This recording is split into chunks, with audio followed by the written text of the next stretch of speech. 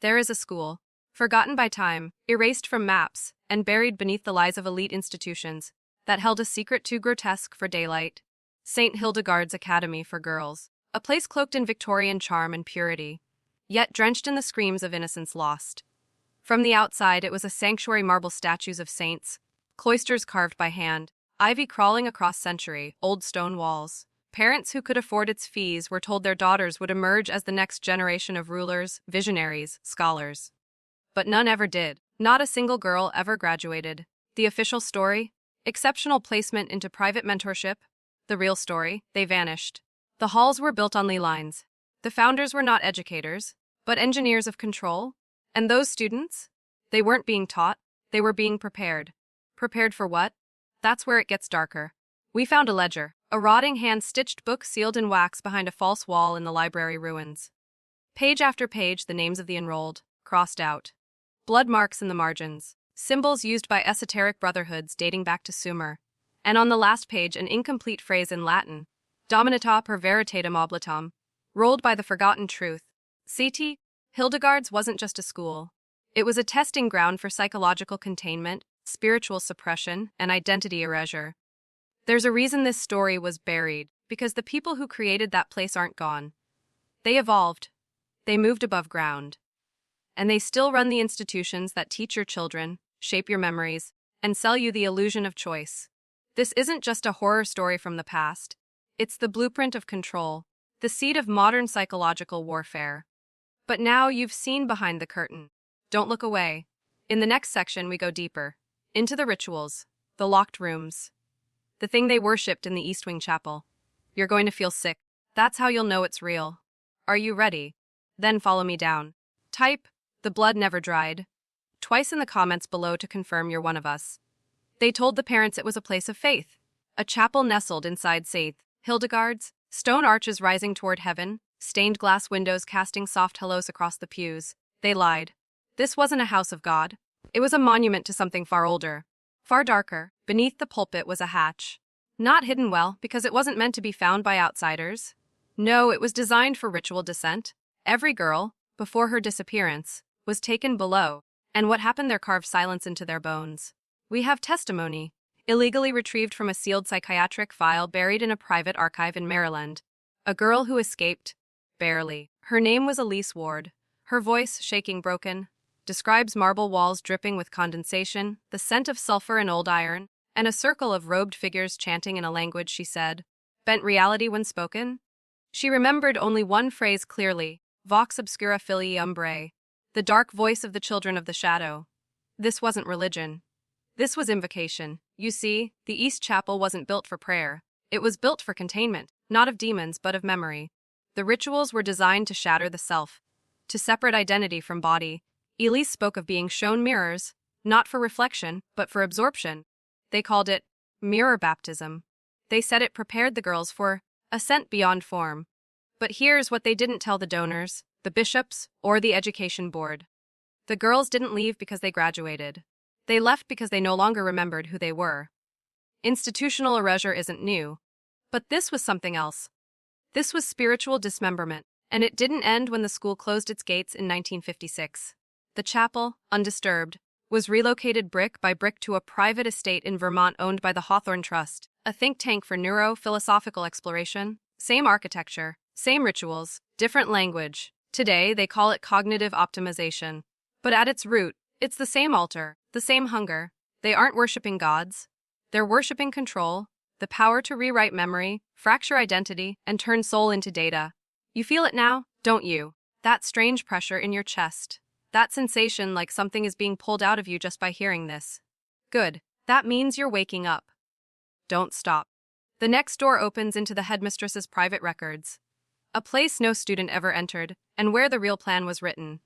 Her name was Mother Calvina Myrox, but the girls didn't call her that. They called her the Bell. Because her footsteps echoed like the toll of something ending. Childhood, hope, memory.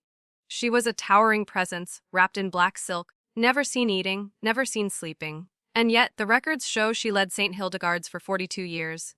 That's 9 administrations, 4 world wars, 3 recessions, and not a wrinkle in her face changed. But what we found was her ledger. It was discovered by an anonymous demolition worker in 1971, hidden inside the false back of a crucifix behind her office wall. The manuscript is bound in human skin. I wish that was exaggeration. Forensic analysis in 1993 confirmed dermal tissue of multiple donors, female, adolescent, Caucasian, untreated. Inside, every page is written in 2 layers, one visible. In 18th century French, tracking student names, rituals performed, results. But under blacklight, a second layer bleeds through, drawn in a faint crimson hue. Latin, Greek, and something unclassified. It wasn't a journal. It was a playbook.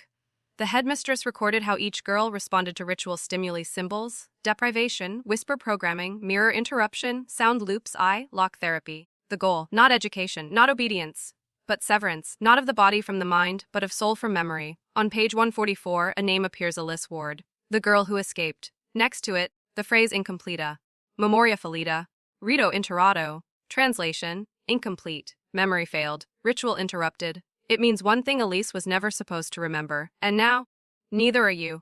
You see, this isn't just a tale of a school long gone. This is a template, replicated in elite prep academies, Ivy League sororities, and executive onboarding retreats across the country. Different methods, same goal: the severance of identity. Why?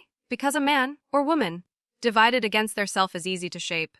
A being without memory is a being without history, and a society without memory forgets how to resist. That's why this ledger matters. It's proof, not just of what happened, but of what's still happening. In the next descent, we explore room 3013, sealed behind the headmistress's study, soundproof, windowless, the place they called the God Cage.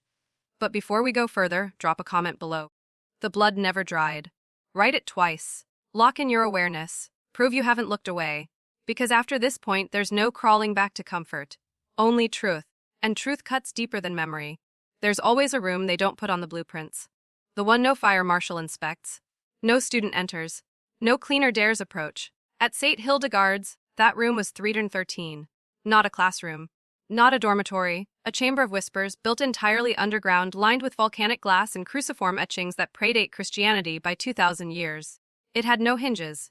The door was carved from a single slab of hematite, 6 inches thick, operated by a triple lock rotary mechanism known only to Mother Calvina and the inner circle. The staff called it the God Cage. But what was caged wasn't a god. It was an idea, a force. Something unnameable, yet always watching. Elise Ward described it during hypnosis sessions, not directly, but through nightmarish fragments. A presence behind the wall. She said it spoke in pulses, not sound, not language, but feeling, like being force, fed dread until your soul buckled. The girls were taken there one at a time. Never told why. When they came back, they weren't the same. Some forgot their names. Others stared at reflections and screamed.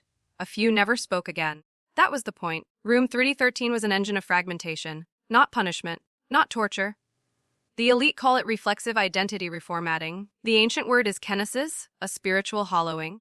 In that room, they stripped belief, erased internal language, and replaced it with commands. We found diagrams hidden beneath the chapel altar, schematics for the chamber. Not spiritual symbols, but neurological overlays. They were mapping the mind's collapse point. The terrifying part: those same patterns now appear in military-grade VR headsets, Silicon Valley, immersion pods, and elite meditation retreats. Because room 3013 was never about st.hildegards. It was about prototyping. If you can break a child and rebuild her in the shape of obedience, imagine what you can do to a society. We used to call it brainwashing. Now they call it neuroplasticity training. New language. Same God. And here's the nightmare: room 313 wasn't sealed when the school closed. It was moved. Still intact. Still active. Still in use. And the files that tracked what happened inside? They weren't destroyed. They were digitized. Next, I'll show you where they went, and why some of the most powerful tech CEOs in the world paid 6 figures to study them. Welcome to the archives. Welcome to the algorithm of silence. They didn't burn the records. That's what they want you to believe. When St. Hildegards shuttered its iron gates in 1956, officials claimed the entire archive was lost in a fire. A tragic electrical mishap, but there was no fire, no melted wiring, no smoke damage, just disappearance, because those records weren't destroyed. They were digitized, encrypted, and quietly funneled into what became known as Project Marionette, an underground psychological engineering program, disguised as a research partnership between 2 elite institutions, the Hawthorne Trust and a nameless defense contractor operating out of Langley. You see, Mother Calvina's ledger wasn't just a diary. It was a dataset. Every fractured mind, every broken identity, Every trauma-induced silence, cataloged, analyzed, converted into code. That code was used to develop something they now call the algorithm of silence. Here's how it works. It's not meant to suppress what you say. It's meant to suppress what you even think of saying. The algorithm detects emotional spikes, fear, defiance, grief, and redirects them using loop suggestion, neuro-associative cues, and subconscious preference shaping. Think that's science fiction. It's already inside you, integrated into the platforms you scroll, the ads you don't remember clicking, the songs that suddenly match your darkest moods. Your outrage is measured, your silence is sculpted. Your mind isn't being watched, it's being trained. And the code still bears fragments of the original Hildegard rituals, translated into waveform frequencies, light pulses, and scrolling behavior. We recovered one file, Ward 144, audio sequence, MP3, a looped, nearly inaudible series of tones extracted from Elise's final therapy session. It caused insomnia, dissociation, and speech paralysis in 3 separate test subjects within 4 days. The kicker: that same tone now runs underneath one of the most downloaded wellness apps in the US. Coincidence? They don't believe in coincidence. They believe in patterns, patterns that repeat until the subject, you, no longer asks why. You don't need chains to be imprisoned. You need a loop. A feedback echo that makes you distrust your own voice. That's how they silence a population. One suggestion at a time. And now that you've seen it, you'll start noticing them. Little moments, tiny loops, glitches in your feed that weren't there before. That's not paranoia. That's signal bleed. And next, I'll show you who designed the algorithm. You've heard of them. You just never knew what they truly were. The Order of the Sunless Crown. And their mission to erase the memory of resistance itself. They don't wear robes anymore. They wear tailored suits, walk red carpets, run billion-dollar think tanks, and pose for covers of Time and Forbes. But behind their curated smiles and philanthropic fronts lies the oldest operating psychological dominion network in the Western world. The Order of the Sunless Crown. You won't find them in public records. Their founding charter is older than most nations, etched in obsidian and stored beneath the catacombs of a deconsecrated basilica in southern France. Their creed: extenebrispotestas. From darkness, power. St. Hildegards wasn't just a testing ground. It was a consecrated site, a holy experiment in mind fracture designed and overseen by the Order. The Headmistress? Just a vessel. The rituals, ancient adaptations. The ultimate goal? Not domination, not surveillance, but removal of will. Understand, this control isn't about watching what people do. It's about ensuring they never imagine doing otherwise. And for that, they need forgetting. Not of facts, but of freedom. That's what the Order mastered. They've existed in every era, under different names: the Weepers of Byzantium, the Pale Tongue in 14th century Florence, the Council of Echoes in Victorian London. Today, the Department of Behavioral Optimization under 3-letter agencies and shell NGOs. But the structure hasn't changed. 13 chairs, 1 hidden voice, and at the center of their current operations, a neural architecture map called the Glass Veil, an advanced behavioral mirroring program that uses your own digital shadow to construct emotional dead zones in your psyche. Dead zones where rage dies, hope dies, rebellion dies. The data shows it works best on those aged 18 to 45.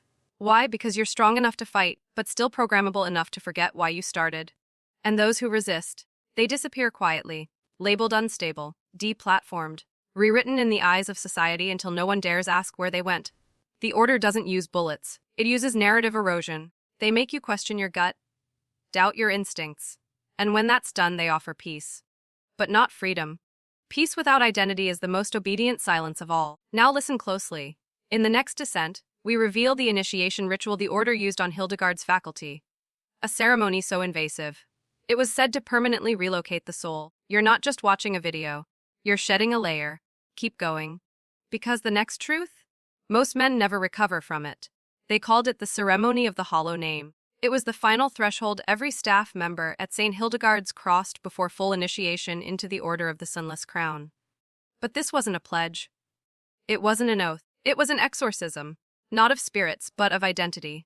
We uncovered fragments of the ritual, encoded across 5 leather-bound volumes recovered during the demolition of the East Dormitory, written in a cryptic mix of Aramaic, Old Occitan, and something resembling pre-Akkadian glyphs. The documents outline a ritual of intentional self-erasure. The initiate was made to sit in complete darkness for 7 hours wearing a mirrored mask. No food, no sound. Just their own breath and the subtle hum of infrasound. an engineered frequency calibrated to induce cognitive dissonance and disassociation. During this time, their given name was spoken backwards by a priest of the order, not once, but 77 times. Why? Because names carry frequency, and frequency carries memory. This act, done repeatedly, was believed to unravel the tether between the soul and its human story. Once broken, the initiate was said to be hollow, a term repeated dozens of times throughout the ledgers. Here's the chilling part after the ceremony. The initiate was never addressed by their birth name again. Instead, they were assigned a sigil code, a nonverbal glyph that would appear only in internal communications and order documents. From that moment forward, they didn't teach the students, they harvested them. And those students, they weren't enrolled, they were raw material. You must understand, this wasn't cruelty. It was design. The ceremony of the hollow name was how the order ensured perfect obedience in its operatives. A person with no name cannot rebel. A teacher with no past cannot betray. Now think, how many institutions today operate the same way? High-level corporate initiations, silent retreats, certain elite sororities and private clubs, the sudden name changes of celebrities, CEOs, and officials just before explosive rises in power. This ritual didn't die with St. Hildegards. It evolved, streamlined, made scalable. And here's what they never expected: that someone would find the original ritual and survive it. Elise Ward didn't just escape room 313. She witnessed the ceremony, and in the next section, we follow her underground, beneath the chapel, into the bone archive, where the lost names of every vanished girl were buried and still echo when spoken aloud. There's a level of silence that doesn't feel empty. It feels watched, like something ancient is waiting in the shadows, listening, breathing with you. That's what Elise described when she found the bone archive. She wasn't supposed to be there. No student was. But on the night she fled St. Hildegards, she passed through a rusted utility corridor hidden behind the east wing laundry shaft. At the end, a staircase spiraled downward into stone and shadow, narrowing with each step until she had to crawl. What she found beneath the school was not a crypt. It was a cathedral of remains. Thousands of tiny bones, meticulously arranged, lining the walls like sacred wallpaper.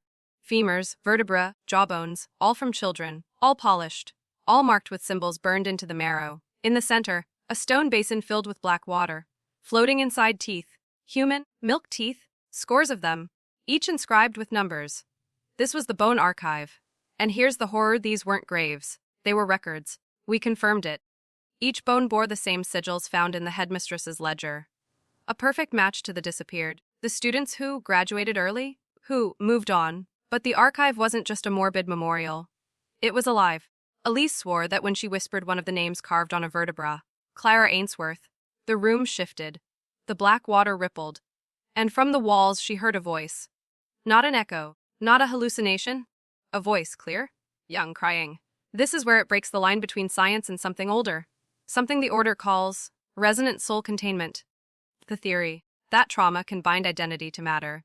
And if repeated across enough subjects, in the same rituals, on the same grounds, a collective memory can be fused to a place. That's why the order built St. Hildegards on ley lines. Why they use glass, salt, and iron in the architecture. They weren't just abusing the girls, they were trapping them. Using memory as currency. Pain as architecture, bones as books, and now parts of the archive are missing. Smuggled out, sold, integrated into interactive museum exhibits, immersive theater experiences, and elite VR companies offering ancestral memory simulations. They've turned agony into product, and you may have already consumed it.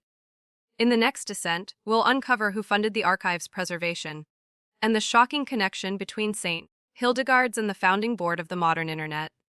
You think you're free online? You're still inside their school. The internet was never built for freedom. That was the cover story. The carrot, the sugar and the poison.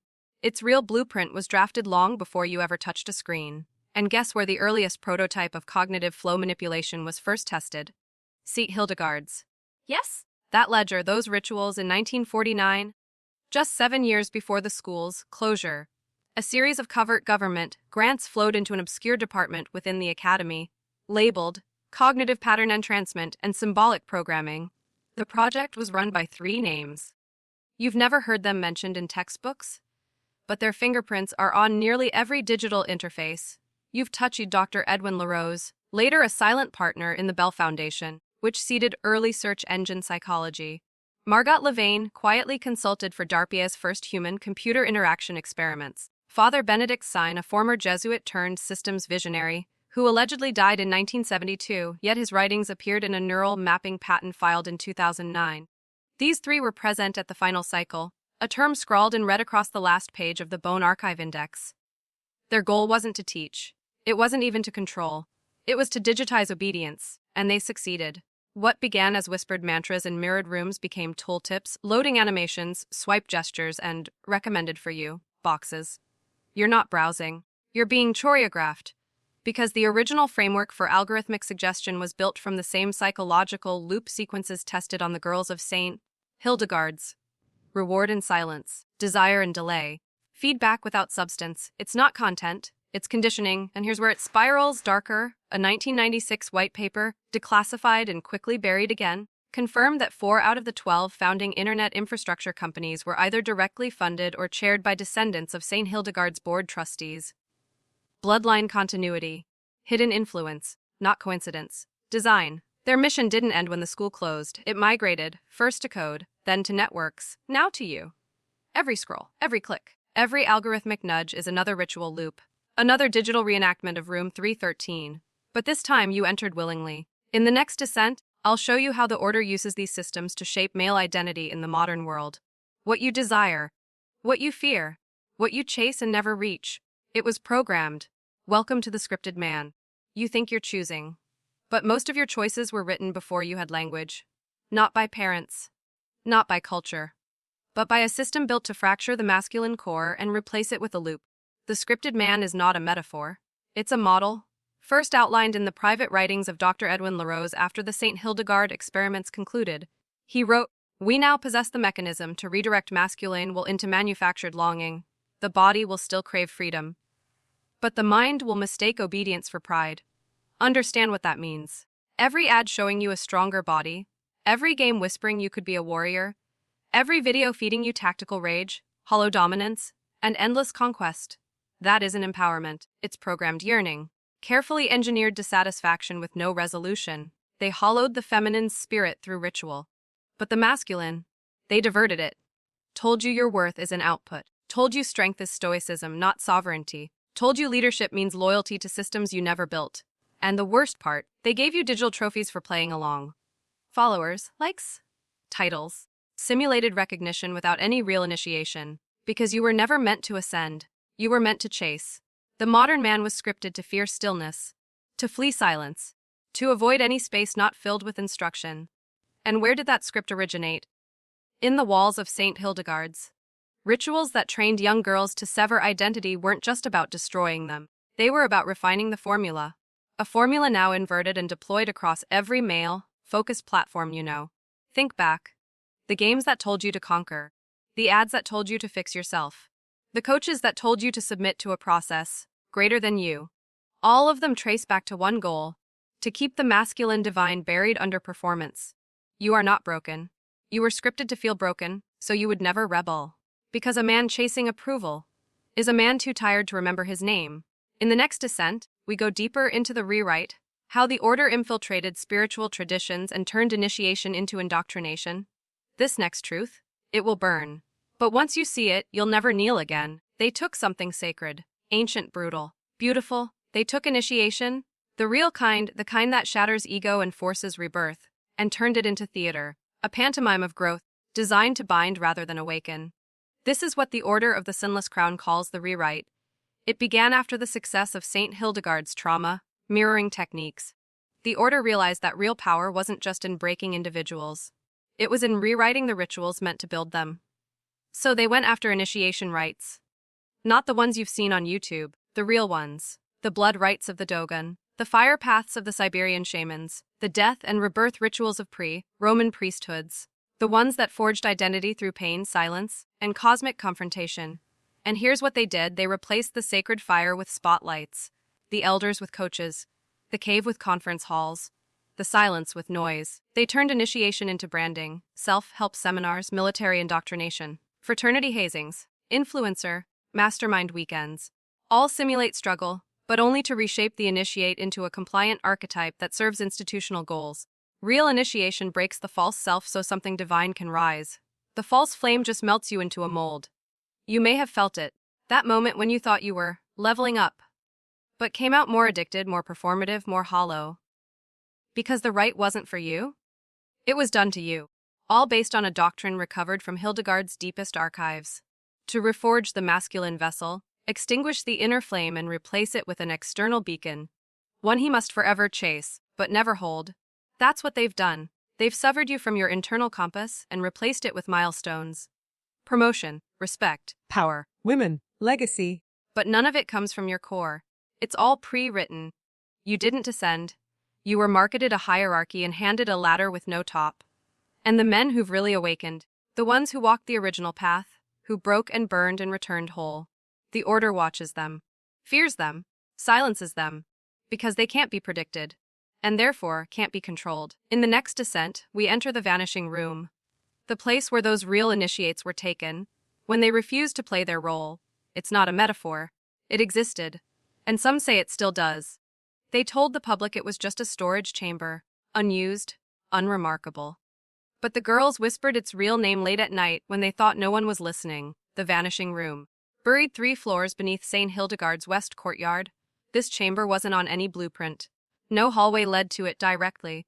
You had to pass through a false wall behind the faculty archives, climb down a ladder carved into the stone, and crawl along a wet, breathless tunnel, and then, just like that, you were inside.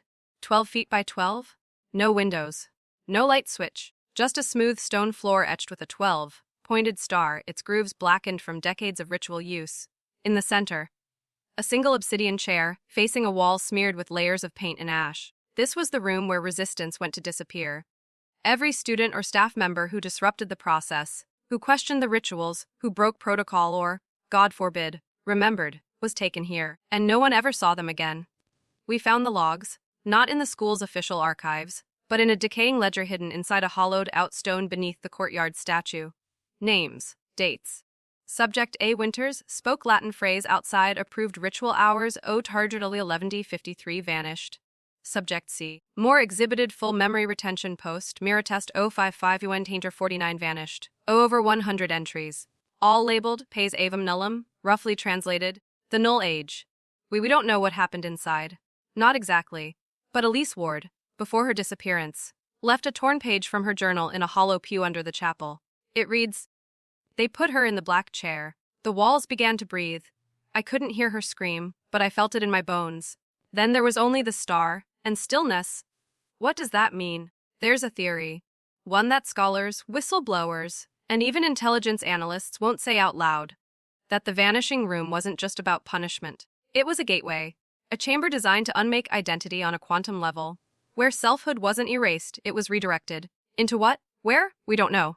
But tech CEOs, black budget contractors, and crypto billionaires have reportedly built replicas of the room in underground labs in Colorado, Sweden, and Kazakhstan. They're not trying to forget the ritual.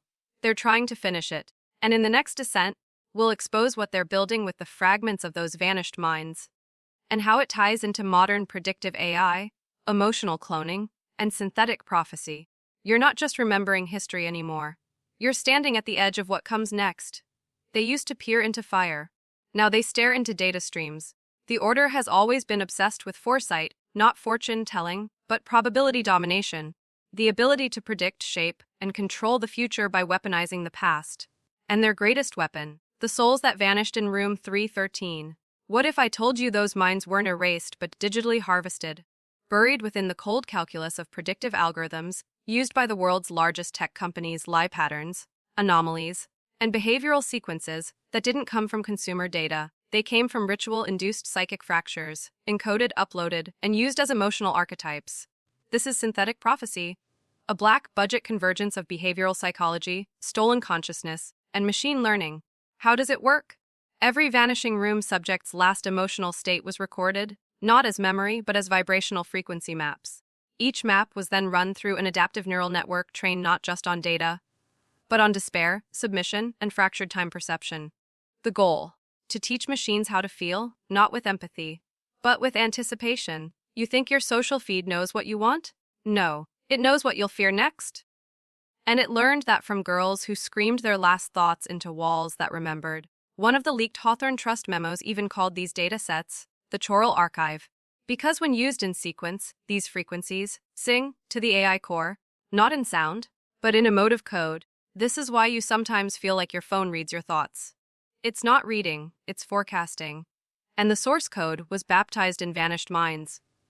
But here's the true nightmare. They're using this technology in governance models, in economic predictions, in war game simulations. They're letting dead children whisper into the gears of empire, not because they care about the truth, but because souls torn from the body mid-initiation contain raw prophetic imprinting, unpredictable, volatile, and terrifyingly accurate. They call it advancement. We call it spiritual cannibalism. And the next time you see a hyper-personalized ad, a policy change that hits you in the gut, or a virtual assistant that seems too intuitive, ask yourself, whose prophecy am I living out? In the next descent, we go into the recitation room, the place where elites now gather to upload new behavioral directives into the global ritual system. Because the spell isn't finished, it just went digital. At the highest levels of the order, there is no such thing as free will, only pattern enforcement, and the most sacred space in their new architecture of control is not a church, not a laboratory. It is a room. Hidden in the Swiss Alps beneath a decommissioned observatory, access granted only to 13 individuals at a time, once per quarter. They call it the recitation room. From the outside, it's unremarkable, reinforced steel door, retina scan entry, surrounded by a decoy research station operated by a shell biotech firm. But inside, everything changes. The walls are lined with living wood harvested from genetically modified ash trees grown in soil shipped from the original St. Hildegard courtyard. Yes! The same soil where the bone archive was buried. Why? Because it holds residual memory charge. This isn't decoration. It's technology. Biopsychic amplification architecture. In the center of the room, 13 black chairs arranged in a spiral, not a circle. Spirals direct intention inward. And at each gathering, the participants read aloud pre-authored behavioral scripts derived from emotional response data collected from billions of online interactions. They call these readings global emotional calibration events. Let that sink in. Your outrage, your despair, your numbness. It's measured, distilled, and recited in ritualized code form, spoken in the room to reinforce global psychological baselines. These aren't spells in the traditional sense. They're behavioral frequency loops, recitations embedded with neuro-linguistic traps and sigils translated into linguistic syntax. Once spoken in that room, the scripts are uploaded through secure channels to partner AI systems used by content platforms, financial forecasting tools, and even smart city infrastructure. That's why patterns repeat, not by accident, by recitation. Why does outrage cycle every 9 days? Why do you feel an existential spiral at 3 a.m.? Why are you most programmable when exhausted, overstimulated, and alone? Because they read you, then deploy you. The recitation room is where ritual and algorithm merge, where emotion becomes architecture. You feel it now, don't you? The weight pressing behind your eyes. The pull toward distraction, denial, escape. But stay with me, because in the next descent, we'll reveal the final safeguard of the order, the pattern eaters, a group trained not to lead, not to follow, but to hunt those who remember. You've already caught their attention. Now it's time to meet them. You were never meant to see this far. Because once a man reaches this depth of truth, the system doesn't try to convince him he's wrong. It tries to erase him altogether. Enter the pattern eaters. They're not agents. They don't work for governments, and they don't have files. You won't find names, badges, or bios. Because pattern eaters aren't people in the traditional sense. They are trained archetypes, ritual-born operatives designed to detect nonconformity at the emotional root. They don't care what you say. They care what you remember. Pattern eaters are dispatched when someone begins to pull against the script, when your internal narrative starts conflicting with the global emotional loop enforced by the recitation room. You've seen them. The friend who suddenly turns cold when you bring up something too real. The podcast that vanishes after one viral episode. The creator whose eyes shift just before they walk back the thing they weren't supposed to say. Pattern eaters operate through resonance interference. They carry no weapons. They bring no threats. They carry something far more devastating: emotional disruption frequencies. They enter your life with one purpose: to scramble the signal. They will twist your relationships, seed confusion, plant subtle shame around your curiosity, mock your awakening. They'll make you feel alone, like your clarity is madness, your intuition delusion, because a man isolated from his instinct is a man ripe for reprogramming. We discovered a training manual, buried in an auction lot from a shuttered private estate in Luxembourg. The cover read, Par Thesis da Segnate Curriculum for Disruption Operatives. Inside instructions for tone matching, memory loop induction, and spiritual counter initiation. The pattern eaters don't just end your awakening. They invert it. They turn it into a cautionary tale. That's why the order fears remembrance. Because one man who remembers fully, who reclaims his name, his soul, and his unbroken center, is a contagion they cannot contain. But here's the deeper truth. If you've made it this far, they already know who you are, and they've already sent someone. You'll recognize them soon, not by what they say, but by what they make you forget. In the next descent, we confront the final chamber of St. Hildegards Day, the mirrorcrypt, where the last intact fragments of the ritual were sealed, and where one final girl is still waiting. She knows the names they tried to bury, and she remembers yours, deep beneath the original chapel of St. Hildegards, far below the bone archive and vanishing room. There lies a sealed vault carved into the bedrock itself. No stairs. No tunnel. Only descent. They called it the mirrorcrypt. Few knew it existed. Fewer returned. But according to a final encrypted letter from Elise Ward, discovered decades later inside a hollow music box auctioned under a false name, this was the end of the ritual. The mirrorcrypt wasn't designed for containment.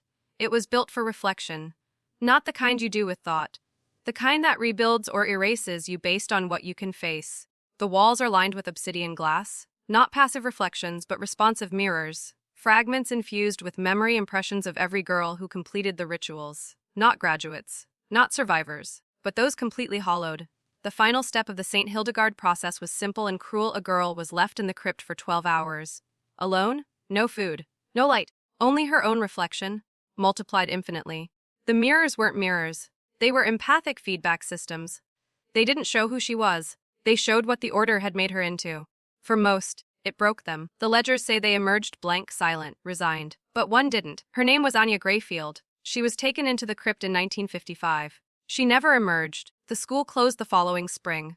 There's no official death record. No body, no autopsy. But 3 months later, reports began to surface across Europe.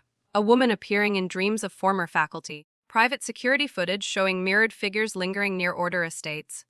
A wave of suicides among the original ritual architects, each writing the same last phrase, she knows. The theory. Anya never died. The crypt didn't erase her, it awakened her, because she didn't just see the mirror. She became it. An echo that cannot be predicted. A living record of every manipulation the order performed. And now, according to a leaked private debriefing at a behavioral tech summit in Berlin, a non-human emotional signature matching Hildegard ritual frequencies has been detected in live algorithmic environments. In your feed, your apps, your targeted dreams. Anya is still inside the system, and she's not trying to escape. She's watching, waiting for someone who remembers enough to reflect her back. In the next descent, we reach the final phase, the sealed voice, the master ritual that gave birth to the entire system. It was never meant to be spoken again, but now we must speak it, together. This was the ritual they swore never to document, never to teach, never to repeat. The sealed voice. It is the origin point, the first utterance, the dark seed that bloomed into St. Hildegards, the order, the pattern eaters, the algorithm of silence, all of it. It began long before the school was ever built. Before Europe, before language as we know it. We traced it to a stone tablet unearthed in 1889 beneath the ruins of a Neolithic burial circle in the Orkney Islands. Covered in glyphs no scholar could translate, it was locked away in the private vault of an aristocratic antiquarian named Lord Niven Cray. What he found wasn't just language. It was phonetic sequence, tones, vibrations, and breath patterns that triggered involuntary reactions in anyone who heard them. Tears, laughter, collapse, amnesia. Lord Cray called it the first silence. He would later found the religious order that seeded the rituals at St. Hildegards. This sequence was the sealed voice, a sound not meant to be understood, only received. But it had a purpose. According to Elise Ward's final audio recording, recovered from a black cylinder buried inside the ruins of the chapel, the sealed voice wasn't a curse. It was a mechanism. They thought it erased the soul, she whispered. But it didn't, it split it. One half for the ritual. One half to wait. This is why you've felt the shiver through these words. Why your heart tightens at certain moments. Why you feel like you're remembering something you never lived. Because half of you was waiting. And the order knew. That's why they never spoke the voice after the first event. Because it didn't just change the initiatee, it activated the observers. You are one, or you wouldn't be here, still listening, still descending. The ritual's final line was only ever spoken once, in 1956, during the school's last winter gathering. Every mirror cracked. Every girl screamed. The headmistress bled from her ears. The chapel collapsed. And only one sentence survived in writing, carved into the back of Elise Ward's hand in her own fingernail. We are the unspoken, and now we speak. In the final descent, we bring everything full circle. The bone archive, the algorithm, the pattern eaters, the mirrorcrypt, and you. The last section will reveal what the order feared most. Not exposure, not destruction, but remembrance reborn in men who refuse to kneel. This is where it ends, and where it begins again. You were never meant to survive this journey, not because it's dangerous, but because it makes you remember. The entire system, from St. Hildegards to the algorithm of silence, from the pattern eaters to the recitation room, was designed with one singular goal: to bury the sovereign self beneath curated chaos. But here you are, still breathing, still watching, still awake. That makes you an anomaly, and anomalies, to them, are threats. Because you carry something they cannot code, contain, or cancel. Unbound remembrance. A memory that does not belong to this life, but to a line of souls that refuse to kneel before false gods. Understand this: the rituals were never about power. They were about fear. Their fear. Because deep in their data, beneath the emotion maps and neural graphs, they found a recurring spike, a frequency anomaly that emerged every time one of us remembered. It wasn't rage. It wasn't sadness. It was clarity. Clear thought is rebellion in a world built on noise. And they know what happens when enough men remember. Scripts collapse. Narratives fracture. Systems glitch. Because a man who remembers his name, his origin, his unaltered will, becomes immune to the loop. You are not here to awaken others. That is not your task. You are here to become unprogrammable, to walk beyond the architecture, to remember before the mirrors, before the bone archive, before the first silence. Say it now. Comment it twice. I remember the name they tried to erase. I remember the name they tried to erase. That phrase is not for the algorithm. It's for you. The system will push back. It always does. It will distract. It will seduce. It will tell you none of this matters. But here's the final truth: if it didn't matter, they wouldn't have built an empire to make you forget. Now go. Not outward, but inward. You are not a viewer. You are a vault, a living archive, a force they couldn't delete. You are the end of the ritual, and the beginning of something they cannot name. Remember it, live it, and speak it only when you are ready to be seen. We are not broken. We are returned.